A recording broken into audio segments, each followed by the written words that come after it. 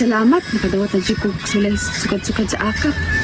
Timing po, maabot akong parcel sa TikTok. Kapaputi sa ilok. Okay, nalagom na kayo ng ilok. Naaman na ikituod utang ni pare. Saon. Ay, di sana akong bayaran si pare. Karon kung mariha ka. Lagi ko katakas na ko, Diyot. Ayo, ayo. Na, wala na kayo ron. Huwag mong subukan. Parcel.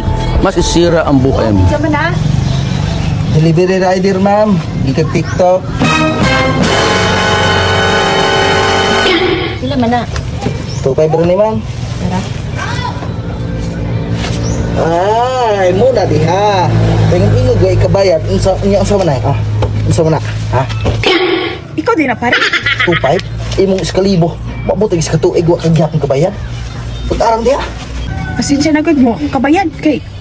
Wala, tayo may nga wala ko'y kwarta. Nya, ginatupay man naman ko ha. Alman, alangan. Mao na 2.5 kay tungod sa imong utang nga dugay kay gibayaran. Mo ni ang kaning 1.5 mo ni pinalte. So matos ko maris dahil sa ako. Tayo si pare na isang Aray ko!